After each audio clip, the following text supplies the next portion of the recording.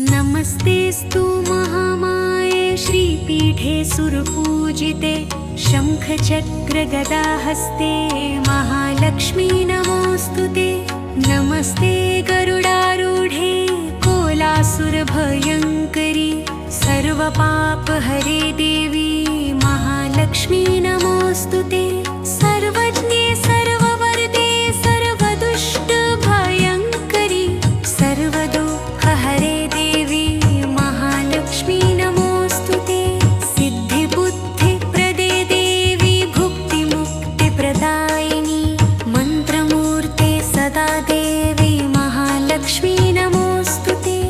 आद्यन्तरहिते देवी आदिशक्तिमहेश्वरी योगज्ञे योगसम्भूते महालक्ष्मी नमोऽस्तुते।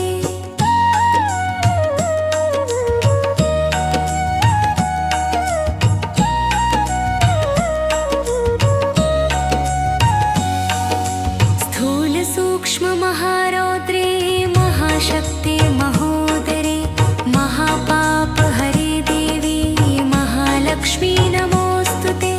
पद्मासनस्थिते देवी परब्रह्मस्वरूपिणी परमेशी जगन्मातर महालक्ष्मी नमोऽस्तुते।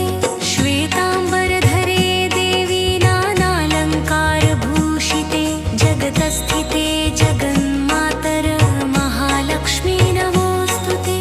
महालक्ष्म्यष्टकं स्तोत्रं यः पठेत् भक्तिमान् नरः सर्वसिद्धिमवाप्नोति राज्यं प्राप्नोति सर्वदा।